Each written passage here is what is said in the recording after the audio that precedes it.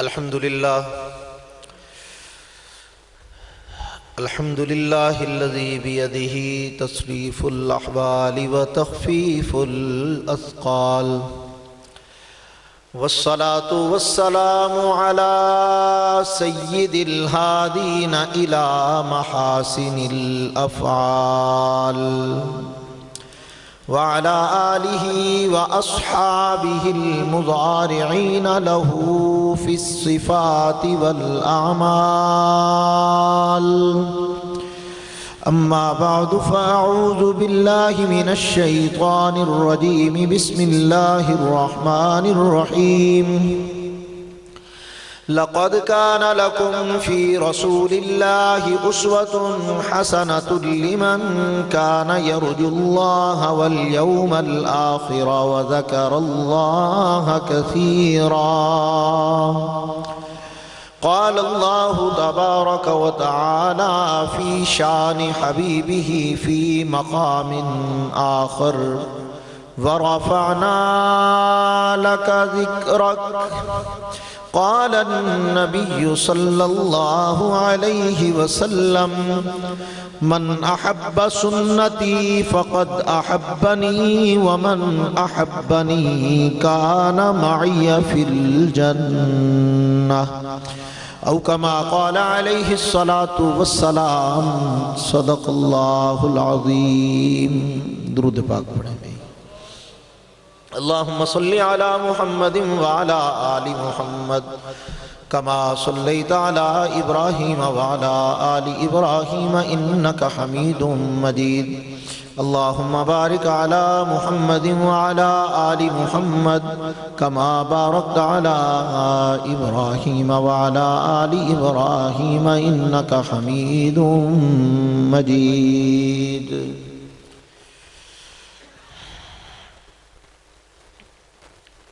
کچھ نہیں مانگتا شاہوں سے یہ شیدا تیرا، کچھ نہیں مانگتا شاہوں سے یہ شیدا تیرا، اس کی دولت ہے فقط نقش کفے پا تیرا. شرق اور غرب میں بکھرے ہوئے صحراؤں کو روشنیاں بانٹتا ہے آج بھی صحرا تیرا. آج بھی ظلمات فروشوں کو گلا ہے تجھ سے کہ رات باقی تھی کہ سورج نکل آیا تیرا. کون کہتا ہے کہ سایہ تیرے پیکر کا نہ تھا، میں تو کہتا ہوں جہاں بھر پہ ہے سایہ تیرا. راہ ہدایت دکھانے والے درود تجھ پر، سلام تجھ پر. راہ ہدایت دکھانے والے درود تجھ پر، سلام تجھ پر. خدا کا رستہ بتانے والے درود تجھ پر، سلام تجھ پر. تو ہر زمانے میں ساری دنیا کا محسن بے بدل رہا ہے. خدا سے بندے ملانے والے درود تجھ پر، سلام تجھ پر. تیرے صحابہ کی زندگانی تیری رفاقت کا آئینہ ہے. تیرے صحابہ کی زندگانی تیری رفاقت کا آئینہ ہے. ہر ایک کو مظہر بنانے والے درود تجھ پر، سلام تجھ پر. انتہائی قابل تکریم و احترام معززین علاقہ، قابل قدر علماء کرام، بزرگان محترم، عزیزان گرامی قدر، آپ کے چکوال کے اس نواحی علاقہ منڈے کے اس مرکزی جامع مسجد شہیداں کے منتظمین کرام اور برادر مکرم و محترم جناب مولانا حافظ محمد عدنان صاحب اور خدام اہل سنت کے رضاکاران کی محبت بھری پرخلوص دعوت پر آپ حضرات کی خدمت عالیہ میں سیرت النبی صلی اللہ علیہ وسلم کے عنوان سے سجائے ہوئے اس بابرکت پروگرام میں حاضری کی سعادت نصیب ہو رہی ہے. علماء کرام سے آپ خوبصورت اور عالمانہ بیانات پہلے سماعت فرما چکے ہیں. وقت کے دامن میں بہت تفصیلی گفتگو کی گنجائش نہیں ہے. ابھی تھوڑی ہی دیر کے بعد نماز مغرب کا وقت ہوا چاہتا ہے، تو اس تھوڑے وقت میں انشاءاللہ العزیز اپنے عنوان کو پیش نظر رکھتے ہوئے چند ایک باتیں آپ حضرات کے دامن میں ڈالنے کی کوشش کروں گا۔ دعا فرمائیے کہ اللہ پاک کوئی کام کی بات کہنے کی توفیق نصیب فرمائے اور ہم سب کو عمل کرنے والا بنائے۔ سیرت النبی صلی اللہ، اونچی بولو، میرا ارادہ تمہید باندھنے کا ہے ہی نہیں اور وقت بھی نہیں ہے، اس لیے میں تو براہ راست گفتگو شروع کرنا چاہتا ہوں، لیکن مزہ تب ہے کہ آپ حضرات سے مجھے اجنبیت کا احساس نہ ہو، یعنی جب میری بات آپ کو سمجھ آئے تو آپ کی بات مجھے بھی سمجھ آنی چاہیے، تاکہ پتہ چلے کہ میری اور آپ کی بولی ایک ہی ہے۔ ٹھیک ہے کہ نہیں؟ میرے دوستو، اللہ نے کائنات میں بسنے والے انسانوں پر بے پناہ انعامات فرمائے، بے شمار رحمتیں فرمائیں، بے پناہ عنایات فرمائیں، بے شمار احسانات کر کے اللہ نے ان انسانوں میں اہل ایمان کو خاص کیا، اور اہل ایمان پر اللہ نے باقیوں سے ہٹ کر مزید انعامات و احسانات کی بارش فرمائی، ایمان دیا، قرآن دیا، ہدایت دی، کلمے کی دولت سے نوازا، اپنا نام لینے کی توفیق بخشی، نسبت مصطفیٰ عطا کی۔ بے پناہ انعامات و احسانات کرنے کے بعد اس ذات کریم نے ہمیں کسی امتحان میں نہیں ڈالا کہ ہم سے پوچھا ہو کہ بتاؤ میرے احسانات میں سے سب سے بڑا احسان کون سا ہے؟ تم بتاؤ کہ میرے انعامات میں سے سب سے بڑا انعام کون سا ہے؟ جتنی عنایات میں نے تم پہ کی ہیں ان میں سب سے بڑی عنایت کون سی ہے؟ اگر ہم سے پوچھا جاتا ہم امتحان میں پڑ جاتے، ہم سوچ میں مبتلا ہوتے، ہمیں جواب دینے کے لیے ساری نعمتوں پہ غور و فکر کر کے حساب لگا کے سوچنا پڑتا کہ اللہ کی کون سی نعمت سب سے بڑی ہے۔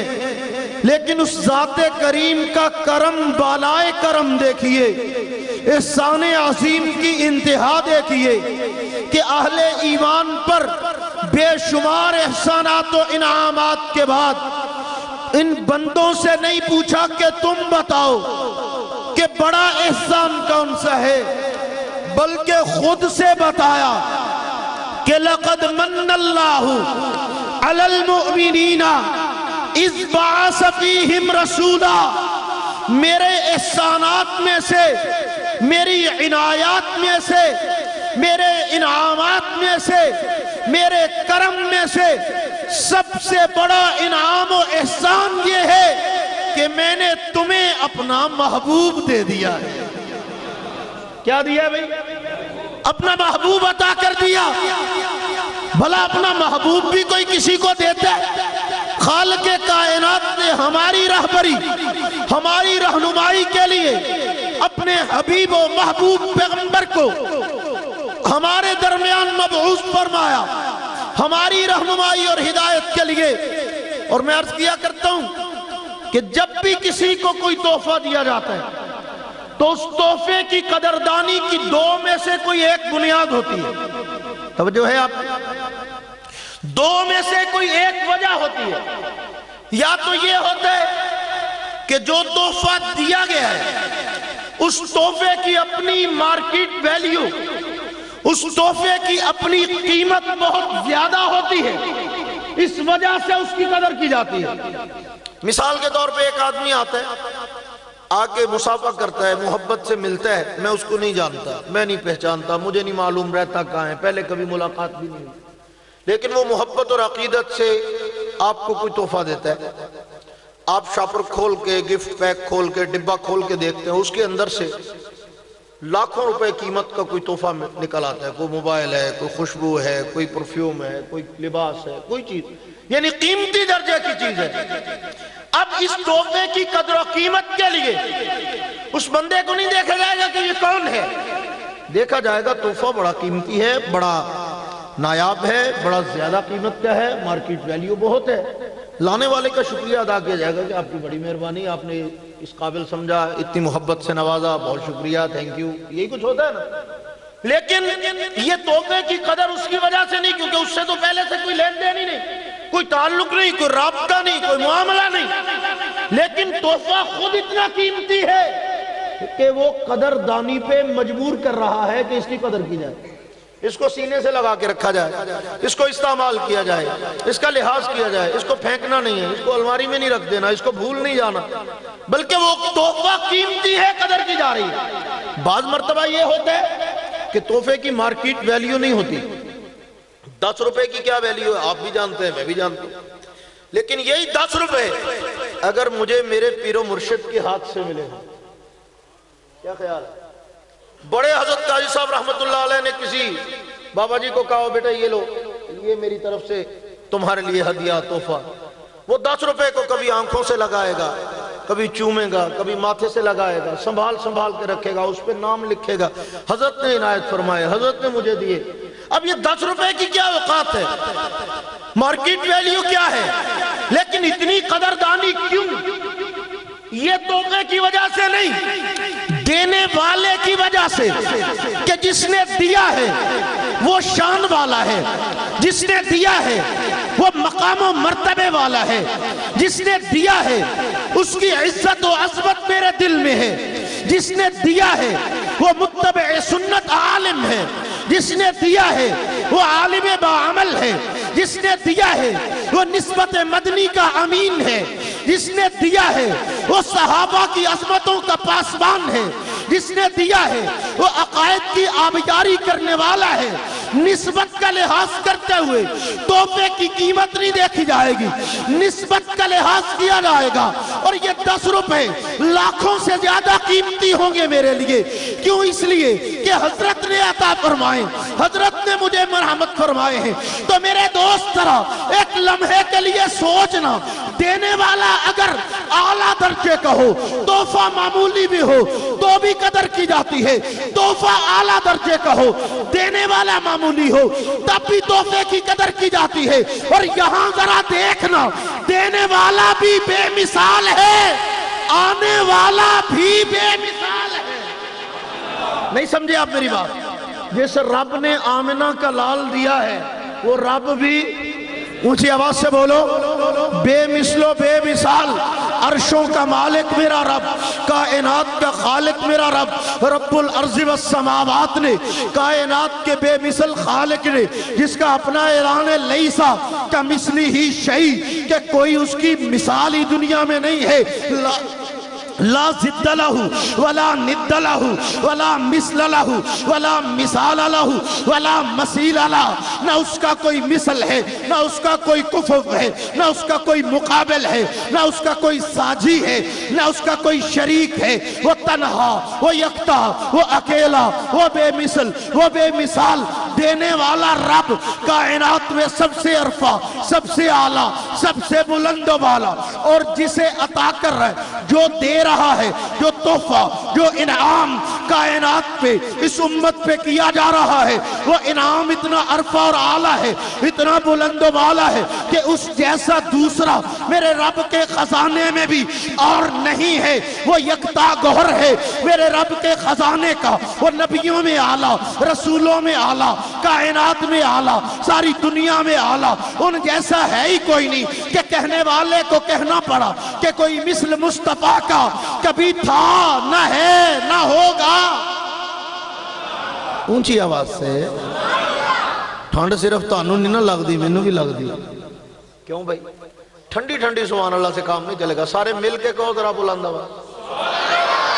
آپ کے کہنے سے محفل میں برکت ہو جائے گی، آپ کا بھی کچھ نہیں لگے گا، میرا بھی کچھ نہیں لگے گا، اللہ کے رجسٹر میں کتنی ساری نیکیوں کا اضافہ ہو جائے گا انشاءاللہ۔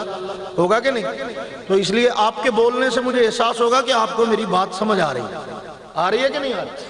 میں عرض کر رہا ہوں کہ ایسی ہستی عطا کی کہ کوئی مثل مصطفیٰ کا کبھی تھا، نہ ہے، نہ ہوگا۔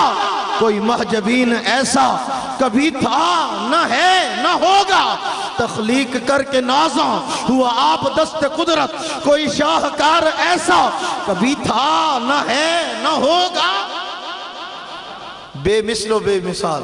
تو اب آپ سے پوچھتا ہوں، بتاؤ تحفہ دینے والا بھی بے مثال ہو، انعام اور تحفہ بھی بے مثال ہو، تو قدردانی بنتی ہے کہ نہیں بنتی؟ چاہیے تو یہ تھا کہ میں اور آپ حضور کی سنتوں پہ جان دیتے، چاہیے تو یہ تھا کہ ہم حضور کی اداؤں پہ جان چھڑکتے، نقوش نبوت سے پیار کرتے، ساری کائنات کی تہذیبوں کو مصطفیٰ کی تہذیب و ثقافت کے مقابلے میں ٹھوکر مار دیتے. لیکن ہوا کیا؟ ہم نے بے قدری کے سارے ریکارڈ توڑ دیے. اللہ نے اپنا محبوب عطا کیا، ہم نے محبوب کی ادائیں چھوڑ کے غیروں کا راستہ اپنایا. اللہ نے اپنا حبیب عطا کیا، ہم نے حبیب کی تعلیمات چھوڑ کے اپنی اولاد کو غیروں کی تعلیم پڑھائی. اللہ نے ہمیں اپنا لاڈلا پیغمبر عطا کیا، ہم نے ہدایت کی راہوں پہ گامزن کرنے والے اس خیر خواہ پیغمبر کو چھوڑ کر اپنے بدخواہوں کے راستے پہ چلنا شروع کر دیا. اللہ نے ہمیں انتہائی محبت کرنے والا نبی عطا کیا، ہم نے اس محبت والے نبی کی محبت کو فراموش کر کے غیروں کی باتوں پہ توجہ دینا شروع کر دی. نتیجہ ہمارے سامنے ہے، یہ کل ذلت اور رسوائی، یہ کل تباہی و بربادی نبوت کے طریقے سے دوری کا نتیجہ ہے. ہم جتنا اپنے پیغمبر سے دور آتے چلے گئے، اتنا رحمت کے مرکز سے دور آ گئے، اتنا خیر سے دور آ گئے، اتنا برکتوں سے دور آ گئے. اس لیے کہ میرے پیغمبر کو اللہ نے رحمتوں کا مرکز بنایا ہے، برکتوں کا سرچشمہ بنایا ہے، عنایات کا مرکز بنایا ہے. جتنا جتنا مصطفیٰ کے قریب ہوتے چلے جاؤ گے، اتنا اتنا رحمت کی آغوش میں آتے چلے جاؤ گے. یک با یک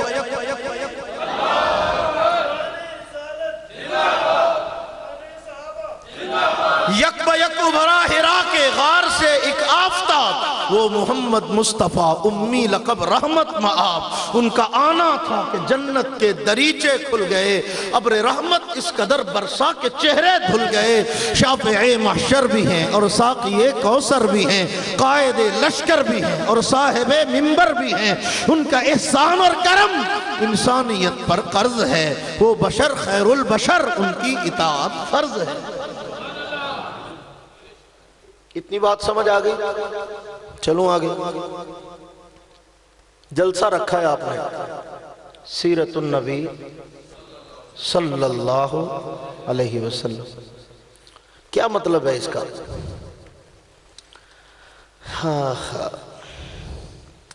کیوں کروانا پڑتا ہے جلسہ؟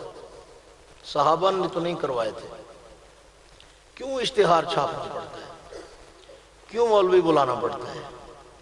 کیوں آپ کو جمع کرنا پڑتا ہے؟ میں یہ نہیں کہتا کہ نہ کیا کرو، اچھی بات ہے، وقت کی ضرورت اور تقاضا ہے.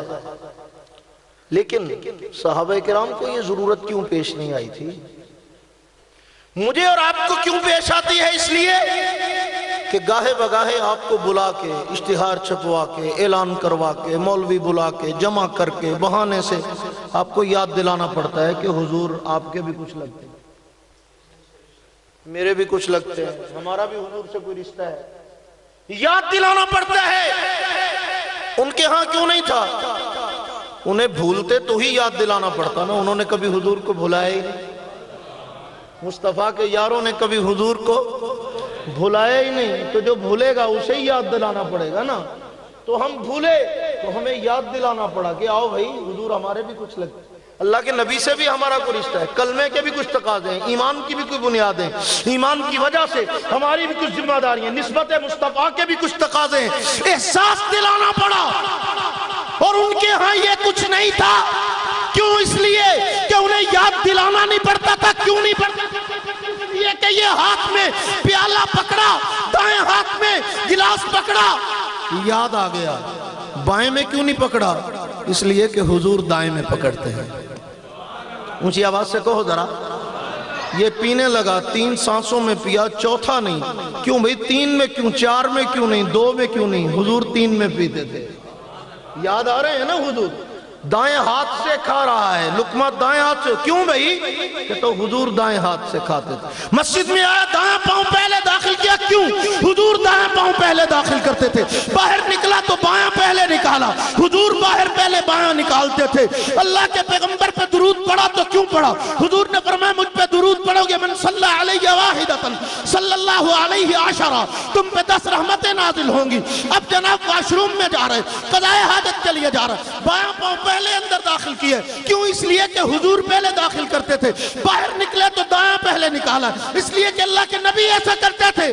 میں نے کہا نہ سوتے وقت بھولا, نہ اٹھتے وقت بھولا, نہ کھاتے نہ پیتے, نہ آتے نہ جاتے, نہ بازار میں نہ مسجد میں.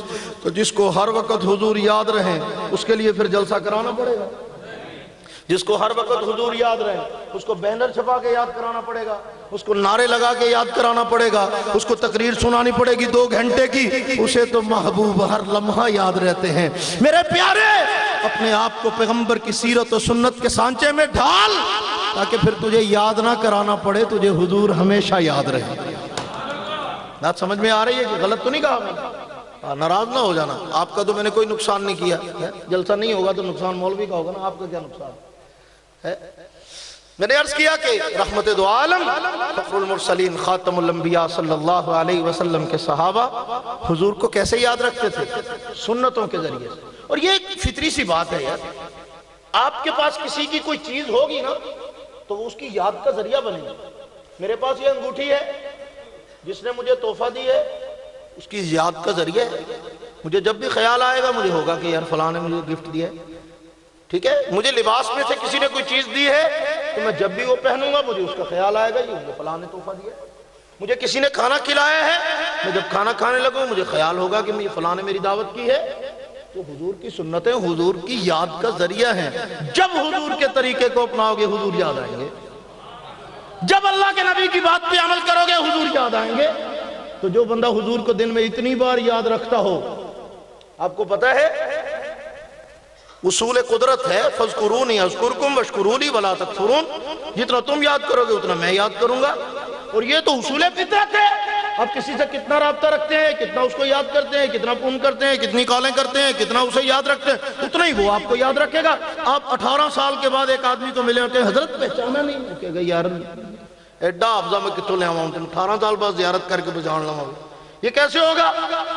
ایک آدمی اس کو آپ روز دوسرے چوتھے مولوی تصور صاحب کی طرح رابطہ کرتے ہیں, میسج کرتے ہیں, فون کرتے ہیں, تو وہ آگے کہے کہ حضرت پہچانا, تو حضرت تو پہلے ہی پہچانے ہوئے ہیں, وہ تو پہلے سے یاد ہے. تو یہ تو روز کا سلام دعا والا تعلق والا ساتھی ہے. تو جو اللہ کے نبی کو ہر لمحہ یاد رکھتا ہے, آپ کیا سمجھتے ہیں حضور اسے بھول جائیں گے؟ جو حضور کو یاد رکھے گا حضور بھی اسے یاد رکھیں گے. جو پیغمبر سے تعلق نبھائے گا حضور بھی نبھائیں گے. جو حضور سے وفا کرے گا حضور بھی وفا کریں گے. کریں گے نہیں کی ہے جن کو بلا کے قدموں میں سلایا ہوا ہے شیخ الحدیث مولانا محمد زکریا, مولانا عاشق الہی, مولانا بدر عالم میرٹھی. یہ کیا ہے؟ یہ مصطفیٰ کی وفا ہی. ورنہ انہوں نے کیا کیا تھا؟ ساری زندگی حضور کی سنتوں پہ پہرا دیا, پیغمبر کے لبوں سے جھڑے ہوئے پھول امت میں تقسیم کیے, نبی کی احادیث امت کو پڑھائیں, پیغمبر کے طریقے امت کو بتائے. نتیجہ کیا نکلا؟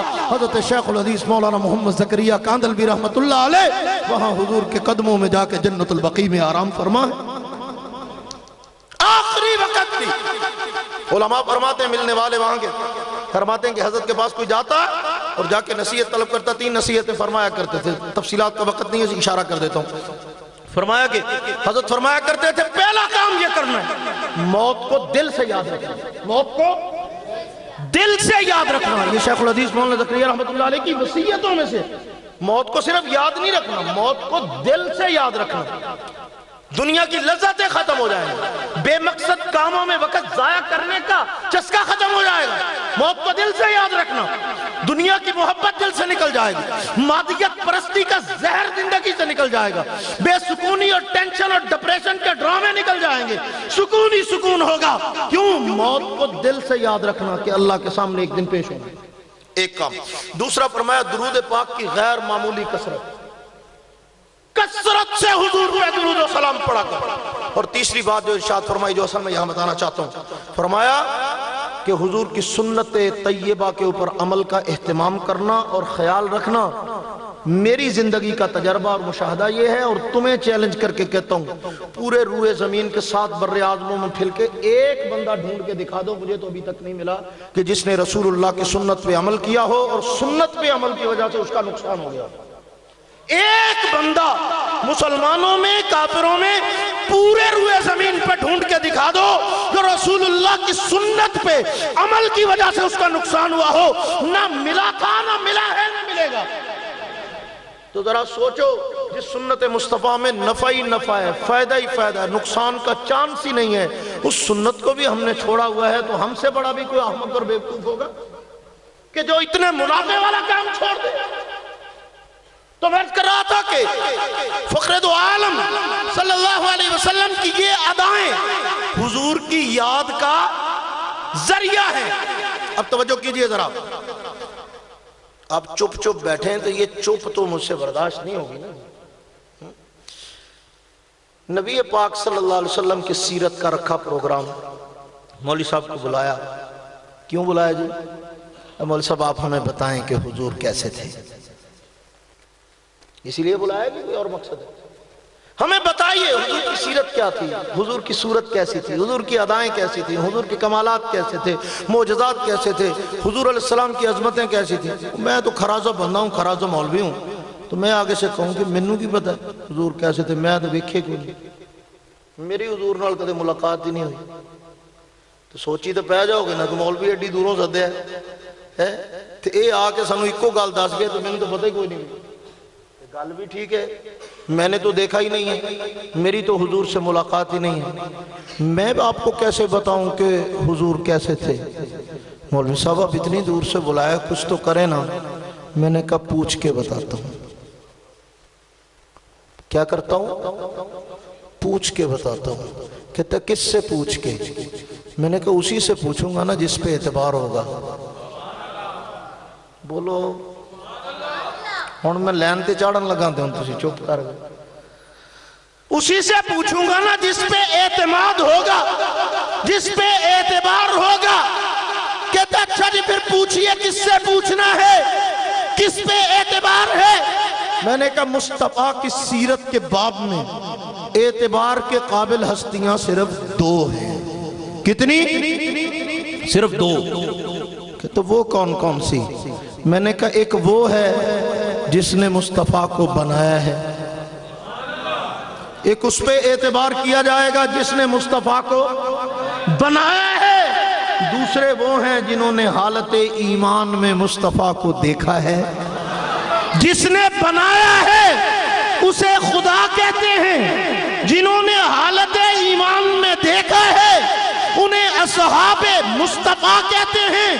بنانے والا بنا کے بتائے اسے قرآن کہتے ہیں، دیکھنے والے حالت ایمان میں دیکھ کے بتائیں اسے سیرت مصطفیٰ کا بیان کہتے ہیں۔ بنانے والا بنا کے بتاتا ہے تو قرآن کی آیات بن جاتی ہیں، دیکھنے والے حالت ایمان میں دیکھ کے بتاتے ہیں تو سیرت مصطفیٰ کی روایات بن جاتی ہیں۔ بنانے والا خدا جب بتاتا ہے شک وہاں بھی نہیں کیا جا سکتا، جب دیکھ کر پیغمبر کے صحابہ بتاتے ہیں شک وہاں بھی نہیں کیا جا سکتا۔ بات سمجھ میں آ رہی ہے کہ نہیں آ رہی؟ وہ بتائیں وہاں بھی شک نہیں، یہ بتائیں ادھر بھی شک۔ تیسرا کوئی ہے ہی نہیں جس پہ اعتبار کیا۔ ابو جہل پہ اعتبار، ابو لہب پہ اعتبار ہے، عتبہ شیبہ ولید پہ اعتبار ہے، دشمنوں پہ کون اعتبار کرتا ہے؟ ان کا بیان تو معتبر ہی نہیں ہے اس باب میں۔ تو سیرت مصطفیٰ کے باب میں دو ہی ہستیاں ہیں، ایک بنانے والا، ایک حالت ایمان میں۔ اتنی بات تو شاید آپ نے پہلے بھی سن رکھی ہو، اگلی بات جو میں کرنے لگا ہوں وہ 0 میٹر ہے۔ توجہ ہے آپ کی؟ بڑا قیمتی جملہ دے کے جا رہا ہوں آپ کو، یا بنانے والا یا دیکھنے والے، یہ تو ہو گئے دو۔ میں کہتا ہوں اللہ کے بندو، دو میں سے ایک تو وہ ہے رب، وہ تو خالق و مالک ہے۔ آپ نے کبھی دیکھا ہے ہم یہ جو صحابہ کرتے ہیں نا، ایویں نہیں کرتے، اس کی کوئی بنیاد ہے، اور بنیاد آپ اگر غور کریں گے تو آپ کو پتہ چل جائے گی کہ اس سے بڑھ کے بنیاد کیا ہو سکتی ہے کہ آپ صحابہ کا مقام تولنے اور ناپنے کی کوشش کریں، آپ کے پاس اتنا پیمانہ ہی نہیں ہے، اتنی کوانٹیٹی اور کوالٹی کا ترازو ہی نہیں ہے جس میں صحابہ کی عظمت اور مقام کو ناپا یا تولا جا سکے۔ بھلا کیسے ناپ سکتے ہو ان ہستیوں کی عظمت کو کہ جنہیں خالق کائنات نے اپنے بعد روئے زمین پر، اس فرش زمین پہ، اس آسمان کے نیچے میرے رب نے اگر اپنے بعد مصطفیٰ کی سیرت کے باب میں کسی پہ اعتبار کیا ہے تو وہ صرف اور صرف محمد مصطفیٰ کے صحابہ ہیں، اور کسی پہ اعتبار ہی نہیں ہے۔ اعتبار مصطفیٰ کے صحابہ پہ ہے۔ سیرت کے باب میں صرف انہی کا بیان معتبر ہے۔ قرآن تب قرآن کہلائے گا جب درمیان میں صحابہ ہوگا، حدیث تب حدیث کہلائے گی جب درمیان میں صحابہ ہوں گے، سنت تب سنت کہلائے گی جب واسطہ صحابہ ہوں گے، نماز تب نماز کہلائے گی جب واسطہ صحابہ ہوں گے، روزہ تب روزہ کہلائے گا جب واسطہ صحابہ ہوں گے، حج تب حج کہلائے گا جب ذریعہ صحابہ ہوں گے، عمرہ تب عمرہ کہلائے گا جب ذریعہ صحابہ ہوں گے، ایمان تب ایمان کہلائے گا جب ذریعہ صحابہ ہوں گے۔ اس روئے زمین پہ اور کوئی مان لال جنا ہی نہیں ہے کہ جس کو سیرت کے باب میں اللہ نے یہ خصوصیت اور یہ عظمت اور یہ مقام اور یہ اعزاز عطا کیا ہو کہ ٹھیک ہے تم حضور کے بارے میں جو کہو وہ معتبر ہے، پر میں نہیں، صرف انہی کا کہا معتبر ہے۔ اب تم ان کی نقل اتارو تو تم بھی معتبر ٹھہرے۔ تیری بات کرتے کرتے میری بات بن گئی ہے، ورنہ میری بات پہ کون اعتبار کرتا؟ 100 جھوٹ بولے، 100 بار زبان آلودہ ہوئی، اس زبان پہ کون اعتبار کرے؟ لیکن جب یہ زبان مصطفیٰ کے یاروں کے لفظوں کی نقل اتارتی ہے تو معتبر بن جاتی ہے، قابل اعتبار اور قابل اعتماد بن جاتی ہے، اس لیے کہ اس زبان سے نقل ان کی اتاری جا رہی ہے جن پہ خالق کو اعتبار ہے۔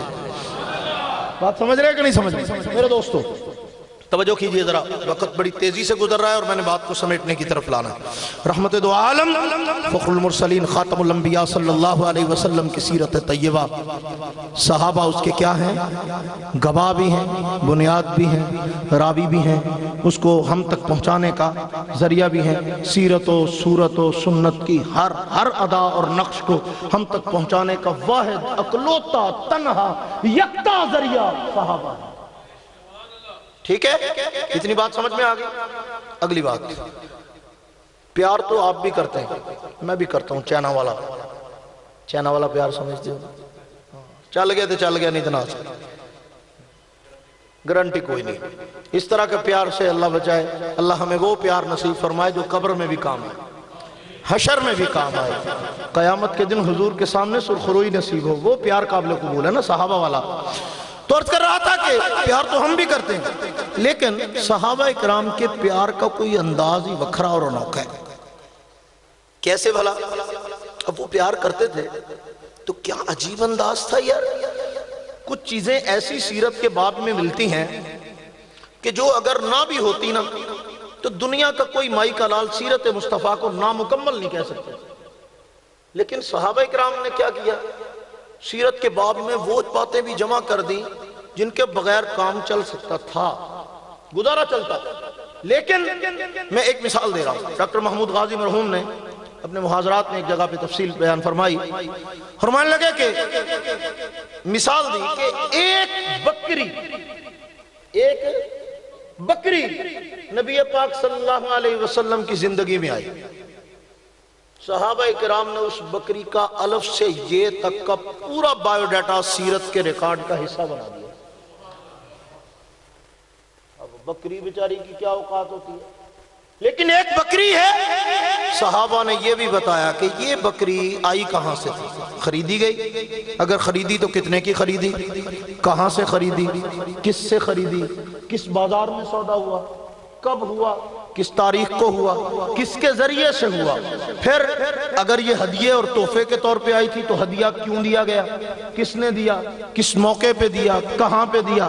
بکری آ گئی، یہ بکری حضور کی بارگاہ میں، حضور کے گھر میں، حضور کے پاس، حضور کی ملکیت میں کتنا عرصہ رہی، دن، مہینے، سال تک بتائے، اتنی دیر حضور کے پاس رہی۔ اچھا اس بکری کا رنگ کیسا تھا، اس رنگ میں نشان کیسے تھے، اس کا چہرہ کیسا تھا، اس کے سینگ کیسے تھے، اس کے پاؤں کیسے تھے، سارا کچھ بتایا۔ صرف اسی پہ بس نہیں، پھر اس بکری کو چرانے کون لے کے جاتا تھا، اس کو چارہ کون کھلاتا تھا؟ وہ بکری کھاتی کیا تھی؟ پھر اتنے دنوں کے بعد پھر کیا ہوا؟ اللہ کے نبی نے اس بکری کو کسی کو ہدیہ کر دیا؟ اگر کیا تو کس کو کیا؟ اگر کیوں کیا؟ وجہ کیا تھی؟ بیچ دیا؟ بیچنے کی ضرورت کیوں پیش آئی؟ جس کو بیچا وہ کون تھا؟ کتنے کا بیچا؟ کتنے پیسے لیے؟ حتیٰ کہ جو پیسے لیے وہ کس استعمال میں آئے، کس مقصد کے لیے لیے گئے؟ حتیٰ کہ یہاں تک کہ اگر وہ بکری ذبح ہوئی تو اس کو ذبح جب کیا گیا تو ذبح کرتے وقت چھری چلانے والا کون تھا؟ کھال اتارنے والا کون تھا؟ گوشت بنانے والا کون تھا؟ جب اس کو پکایا گیا اس کی دستی کا گوشت کس نے کھایا؟ اس کی پشت کا گوشت کس نے کھایا؟ جب ہنڈیا اور سالن بنا اس سالن میں سے کس کس کے گھر بھیجا گیا؟ دعوت کی گئی تو دعوت میں کون شریک تھا؟ میں نے کہا یہ کیا ہو رہا ہے؟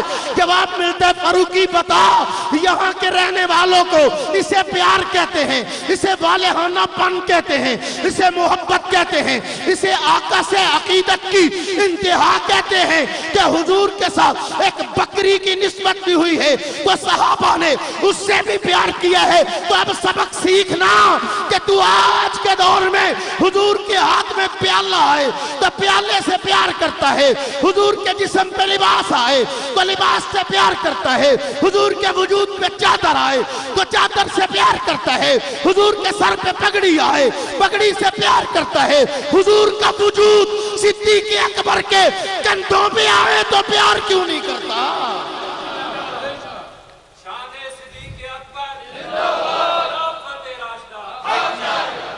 ضابطہ قانون اور اصول ایک رکھو نا۔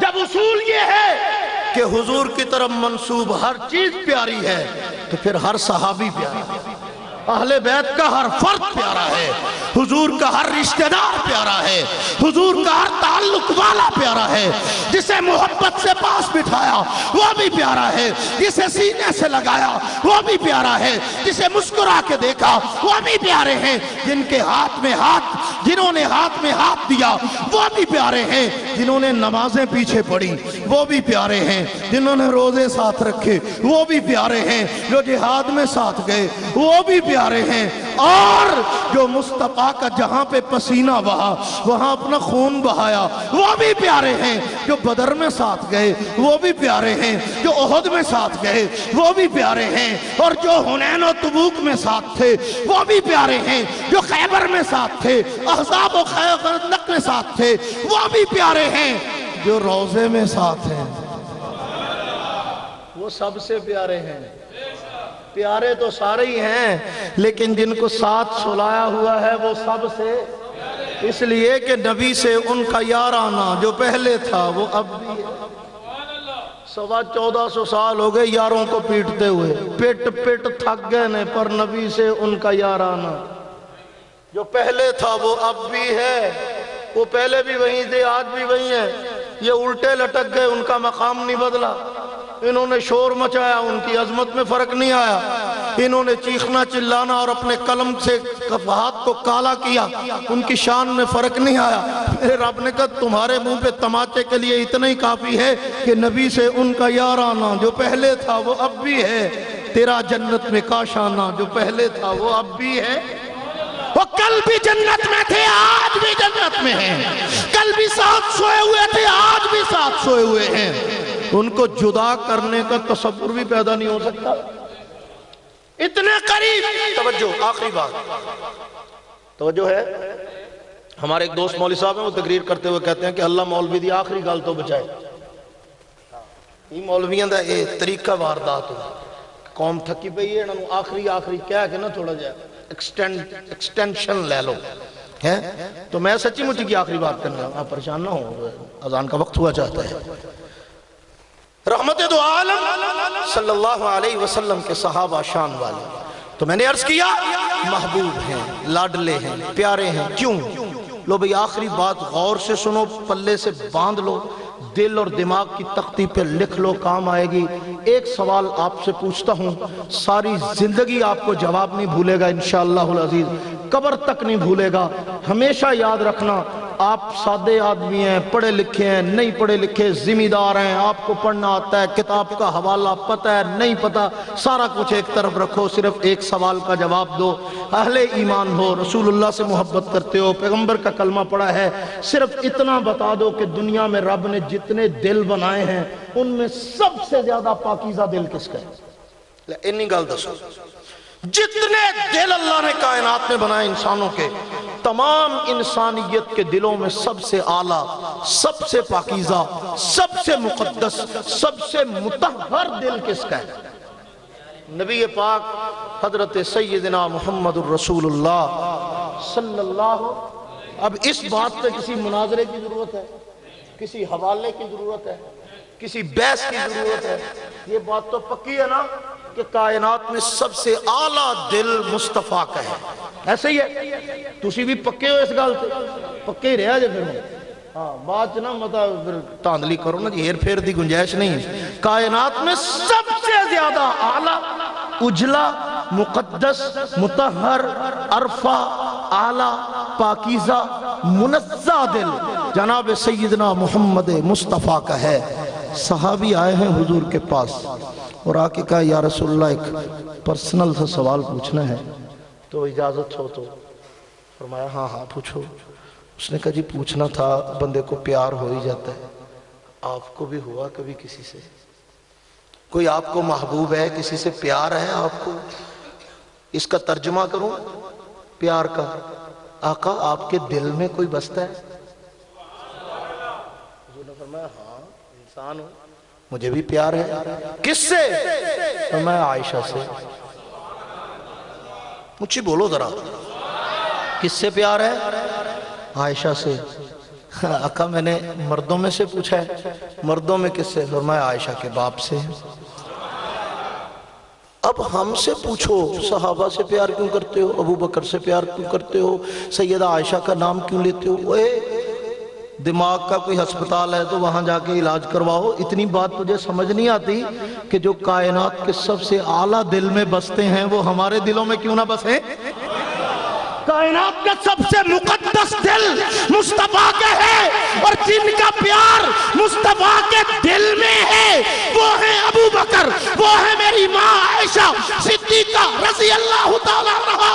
جو گھرانہ مصطفیٰ کی محبتوں کا حقدار ہے، پیغمبر کے پیار کا حقدار ہے، اس کو میں اپنے ماتھے کا جھومر نہ کہوں تو اور کیا کہوں، اسے اپنے ایمان کی بنیاد نہ کہوں تو اور کیا کہوں، اسے اپنے ایمان اور عقیدے کی بنیاد نہ بناؤں تو اور کیا بناؤں۔ صحابہ کا پیار سرمایہ تھا، کل کائنات صحابہ ہیں، پیار کی بنیاد صحابہ ہیں، محبت کی معراج صحابہ ہیں، دین کا ذریعہ صحابہ ہیں، سنت مصطفیٰ تک پہنچنے کا ذریعہ صحابہ ہیں، سیرت کا عنوان صحابہ ہیں، پیغمبر کا تعارف صحابہ ہیں، وحی کے ترجمان صحابہ ہیں، وحی الہی کے گواہ صحابہ ہیں۔ تیرے نام پہ 2 مرلے کی دکان کی رجسٹری ہو نا، تیرے پاؤں زمین پہ نہیں لگتے، تیرے نام ایک پہلی زمین کی ہو تو اپنے آپ کو جاگیردار سمجھنے لگتا ہے، 2 مربوں کا مالک ہو اپنے آپ کو بڑا ذمہ دار، بڑا لینڈ لارڈ سمجھتا ہے۔ ادھر آؤ، تیری ذمہ داری اور جاگیرداری کی کیا اوقات ہے؟ پٹواری کے رجسٹر میں تیری زمین پہ تیرا نام لکھا ہوا ہے، اسی پہ خوش ہے۔ ادھر آؤ، تیرے نام 2 مرلے 4 مرلے 1 پہلی 1 مربع 2 مربع 10 مربع کی رجسٹری اور انتقال ہے۔ رب کبریا کی قسم، محمد کے صحابہ کے نام جنت الفردوس کی رجسٹری ہے۔ اولئک هم الوارثون الذین یرثون الفردوس ہم فیہا خالدون۔ اور یہ رجسٹری پٹواری کے رجسٹر میں نہیں، اللہ کے قرآن میں لکھی ہوئی ہے۔ خالق کے قرآن میں لکھا ہے کہ جنت الفردوس کے وارث صحابہ ہیں، تو پھر شوق لے شوق سے نام صحابہ کا، کر چرچا عام صحابہ کا۔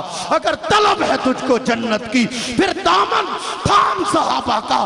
کل بھی یہی ایمان تھا، عقیدہ تھا، نظریہ تھا، سوچ تھی، فکر تھی، اور آج بھی یہی ہے کہ یہ دل بھی صحابہ کا دھڑکن بھی صحابہ کی، یہ جان بھی صحابہ کی، سانسیں بھی صحابہ کی۔ وآخر دعوانا ان الحمدللہ الحمدللہ رب العالمین والعاقبۃ للمتقین والصلاۃ والسلام علی سید الانبیاء والمرسلین۔ الہ العالمین ہمارا مل بیٹھنا قبول فرما، جو کہا سنا عمل کی توفیق نصیب فرما، تمام حاضرین کی حاضری کو قبول فرما، منتظمین کے انتظامات کو قبول فرما، اہتمام کرنے والوں کو یا اللہ دن دگنی رات چوگنی ترقیاں نصیب فرما۔ یا اللہ نبی و آل اصحاب کا یہ تذکرہ کرنے کا جو انتظام فرمایا، یا اللہ یہ تذکرہ سننا، یہ سنانا ہماری قبر کی روشنی کا ذریعہ بنا۔ اللہ میدان محشر میں حضور کی شفاعت کا ذریعہ بنا دو۔ اللہ ہمارے لفظوں میں جان پیدا فرما دو۔ اللہ اس میں عمل کی طاقت پیدا فرما دو۔ اللہ ہماری زندگیوں کو بدلنے کا ذریعہ بنا دو۔ اللہ کریم ہم سب کو، ہماری اولادوں کو، ہماری نسلوں کو مرتے دم تک اپنے دین کی قبولیت والی خدمت کے لیے قبول فرما۔ یا الہ العالمین جتنے بھی علماء یہاں پہ علاقے میں کام کر رہے ہیں، یا اللہ سب کو قبولیت نصیب فرما، سب کی حفاظت فرما۔ یا اللہ خصوصیت کے ساتھ حضرت قاضی مدر حسین صاحب رحمہ اللہ تعالیٰ کے درجات کو بلند فرما۔ یا اللہ ان کی یہ محنتوں کا فیضان ہے، یا اللہ ایک ایک فرد کے یا اللہ حب صحابہ کے بدلے میں یا اللہ ان کو ڈھیر ڈھیر اجر عظیم نصیب فرما۔ یا رب العالمین ہمارے عقائد و اعمال کو یا اللہ نبی پاک صلی اللہ علیہ وسلم کی تعلیمات کے مطابق ڈھال دیجیے۔ اللہ اپنے کرم سے، اپنے رحمت سے یا اللہ ہدایت کے اوپر ہمیشہ قائم اور استقامت نصیب فرمائیے۔ یا اللہ حرمین کی رونقوں کو بحال فرما دیجیے۔ یا اللہ اس ملک عزیز، وطن عزیز پاکستان کی حفاظت فرمائیے، حفاظت کرنے والوں کی حفاظت فرمائیے۔ اللہ کریم ہر قسم کے اندرونی بیرونی دشمنوں سازشوں سے یا اللہ اس ملک کو محفوظ فرما دیجیے۔ امن کا، دین اسلام کا قلعہ اور گہوارہ بنا دیجیے۔ اللہ کریم قرب قیامت کے فتنوں پہ یا اللہ ہر چیز ہماری داؤ پہ لگی ہوئی ہے، ایمان کیا، مال کیا، جان کیا، عزت آبرو کیا، یا اللہ سب کچھ داؤ پہ لگا ہوا ہے۔ میرے مولا ہم بھی تیرے حوالے، ہمارا سب کچھ تیرے حوالے۔ اپنے کرم سے قرب قیامت کے فتنوں سے ہمارے ایمان کی، اعمال کی، جان مال عزت آبرو کی، آل اولاد کی، اخلاق کی، یا اللہ ہر چیز کی یا اللہ حفاظت فرما۔ صلی اللہ تعالیٰ علی خیر خلق سیدنا محمد۔